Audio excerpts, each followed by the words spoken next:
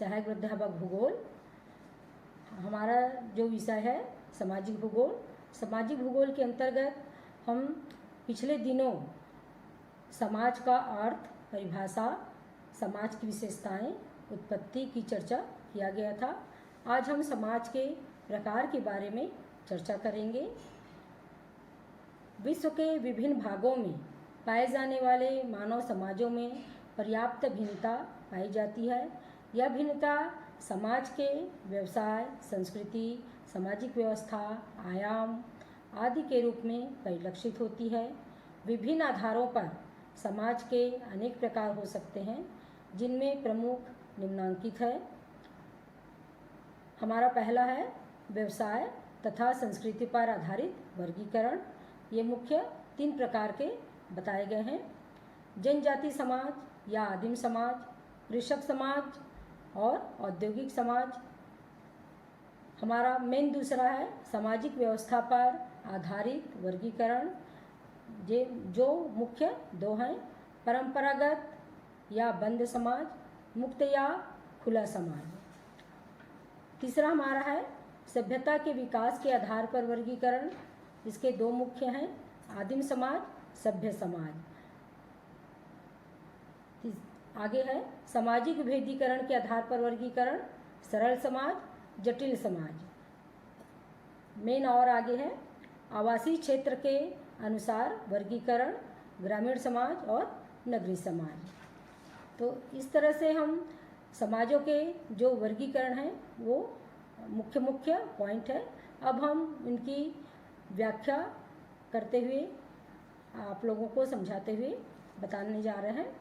जनजाति समाज सबसे पहला हमारा है जनजाति समाज। जनजाति समाज उस आदिम समाज की विशेषताओं को धारण करता है जो मानव इतिहास के आरंभिक काल में विद्यमान थी।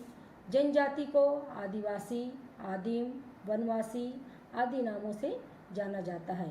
एक जनजाति सामान्य सभ्य समाज से भिन्न आदिम समूह होता है जो एक निश्चित भूभाग में रहता है और जिनके सदस्य समाज, भाषा और संस्कृति का प्रयोग करते हैं।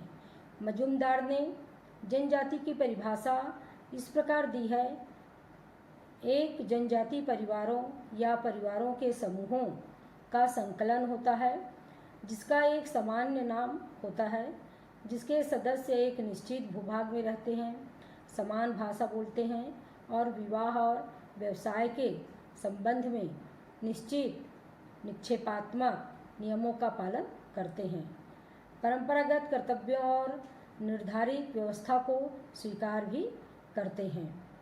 इसी प्रकार यह स्पष्ट हो जाता है कि जनजाति एक ऐसा मानव समूह है जिसका एक निश्चित निवास क्षेत्र तथा भाषा, संस्कृति, व्यवसाय और संगठन होता है।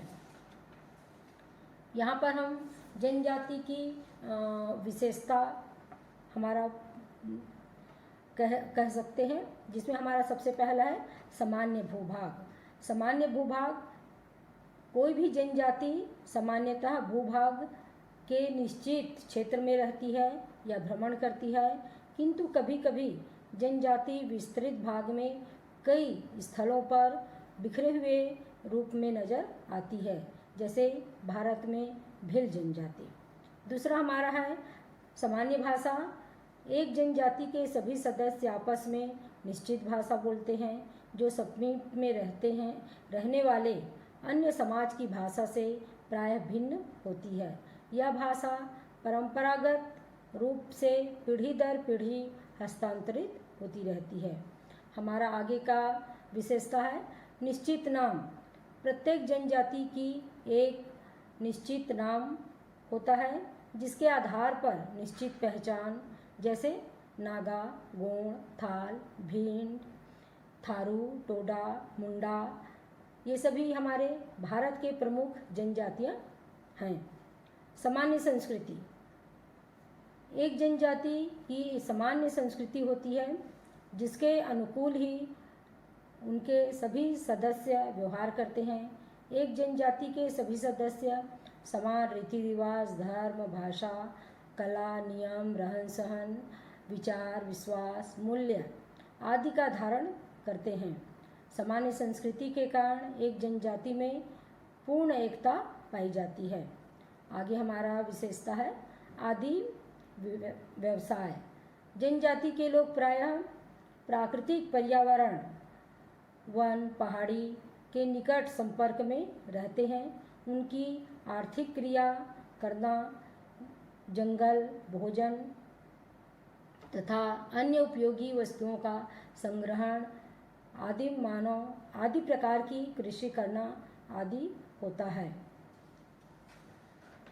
हमारा आगे है नृजाति समूह।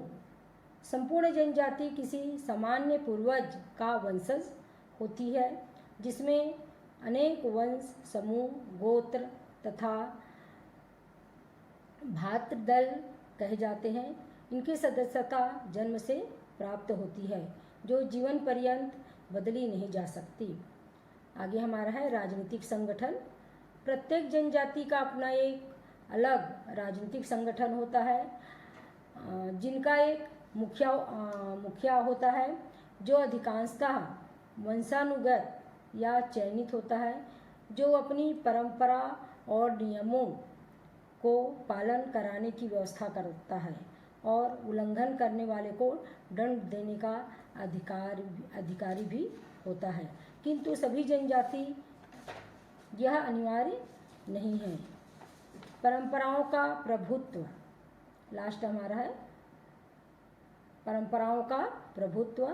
सामान्यतः प्रत्येक जनजाति में परंपराओं, प्रथाओं, रीति रिवाजों और लोकाचारों का पालन अनिवार्यतः किया जाता है।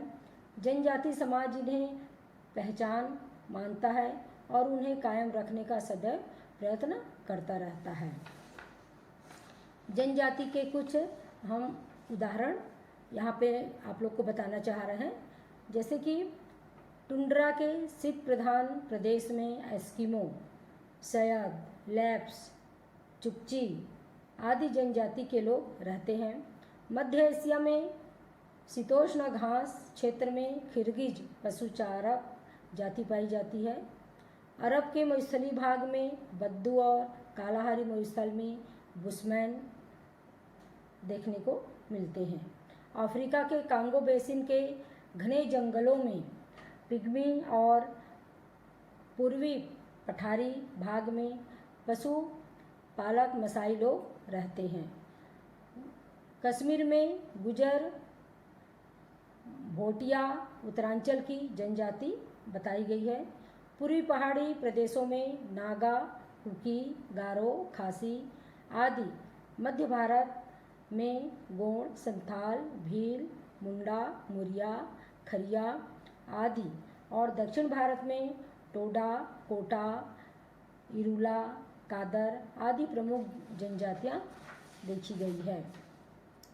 हमारा मेन दूसरा इसके प्रकार बताए गए हैं कृषक समाज। कृषक समाज से तात्पर्य उन ग्रामीण समुदायों से है जिनकी प्रमुख आर्थिक क्रिया कृषि से होती है। कृषक समाज की उत्पत्ति उत्तर पाषाण काल से भी हो चुकी है, जब मनुष्य स्थायी रूप से निवास बनाकर रहने लगा था और जंगल साफ करके कृषि करना आरंभ किया था। धीरे धीरे कृषि के विकास और जनसंख्या में वृद्धि से सामाजिक संरचना व्यवस्थाओं में परिवर्तन होते गए। कालांतर में विश्व के अनेक भागों में असंख्य छोटे बड़े ग्रामों की उत्पत्ति हुई, जिनके निवास अधिकांशतः कृषि, पशुपालन द्वारा आर्थिक उत्पादन प्राप्त करते हैं। अधिकांश विकासशील देशों में कृषक समाज की ही प्रमुखता पाई जाती है। भारत और चीन जैसे विशाल देशों में कृषक समाजों का बाहुल्य है, किंतु यहाँ औद्योगिक या नगरीय समाज का भी महत्वपूर्ण स्थान बताया गया है। कृषक समाज की विशेषताएं। इसमें हमारा पहला है कृषि की प्रधानता। कृषक समाज का मुख्य आर्थिक व्यवसाय कृषि एवं पशुपालन होता है। कृषक खेतों को जलाकर उसमें विविध प्रकार की फसलें उगाते हैं, जिससे प्राप्त उत्पादन अर्थव्यवस्था का आधार होता है। कुछ लोग कृषि के साथ सहायक व्यवसाय के रूप में भी पशुपालन भी करते हैं और पशुओं से दूध, मांस, चमड़ा आदि प्राप्त करते हैं। भारतीय ग्रामीण समाज में कृषक के अतिरिक्त बुनकर, लोहार, बढ़ाई, कुम्हार, धोबी, लघु व्यवसायी, सफाई कर्मचारी भी रहते हैं, जो मूलतः कृषक समाज के ही अंग कहे जाते हैं। आगे हमारा है ग्रामीण समुदाय प्रणाली। कृषक समाज का आधार ग्रामीण समुदाय प्रणाली होती है। कृषक परिवार ग्रामों में ही रहते हैं। फसलों की देखभाल, पारस्परिक सहयोग तथा सुरक्षा की दृष्टि से कृषकों ने समूहों में रहना प्रारंभ किया, जिससे ग्रामों की उत्पत्ति हुई। ग्राम सामाजिक जीवन का वह स्थल होता है जहाँ कृषक परिवार अपना संपूर्ण जीवन व्यतीत करता है। ग्रामीण जीवन पारस्परिक सहयोग, एकता तथा प्रेम एवं अपनत्व की भावना पर आधारित होता है। हमारा आगे है तीसरा भू स्वामित्व के विभिन्न रूप। इसमें हम देख सकते हैं कि कृषक समाज में स्वामित्व की विविधता पाई जाती है। भू स्वामित्व मतलब सबसे मेन व्यक्ति, सबसे अधिक भूभाग वाला। पर्यवेक्षी कृषक, काश्तकार, फसल बटाईदार, भूमिहीन खेतिहर, मजदूर आदि सम्मिलित होते हैं। भूस्वामी वे होते हैं जो स्वयं खेती नहीं करते और खेतों को फसल भागीदारी के लिए अन्य कृषकों को देते हैं। पर्यवेक्षी कृषक अपनी भूमि पर श्रमिकों द्वारा खेती करवाते हैं। काश्तकार अपनी भूमि पर स्वयं खेती करते हैं। आगे है फसल भागीदार वे होते हैं जो दूसरे की भूमि पर खेती करते हैं और फसल का निश्चित हिस्सा प्राप्त करते हैं। भूमिहीन खेतिहर मजदूर कृषकों के खेतों पर मजदूरी के लिए काम करते हैं। हमारा परिवार की भूमिका यहाँ पे हम देख सकते हैं। परिवार एक आर्थिक इकाई के रूप में कार्य करता है। विभिन्न कृषि या पारिवारिक कार्यों को परिवार के सभी सदस्य मिलजुल कर पूरा करते हैं। कृषक समाज में परिवार एक पूर्ण संगठित संस्था होती है, जिसके आधार पर विवाह, धर्म, व्यवसाय आदि निर्धारित होते हैं। साधारण श्रम विभाजन कृषक समाज में श्रम विभाजन का स्तर अत्यंत साधारण होता है। यद्यपि लिंग और आयु के और ग्राम के अधिकांश लोग एक ही व्यवसाय कृषि या पशुपालन आधार पर कार्यों का विभाजन किया जाता है, किंतु यह भी अत्यंत लघु स्तर का रहता है। सादगी और एकरूपता कृषक समाज की एक प्रमुख विशेषता। जीवन में सादगी और एकरूपता का पाया जाना भी देखा गया है। कृषि अधिकतर प्रकृति की कृपा पर निर्भर होती है, अतः कृषक समाज प्राकृतिक प्रकोपों से सदा भयभीत रहता है और इसलिए वह प्रकृति का पूजक होता है।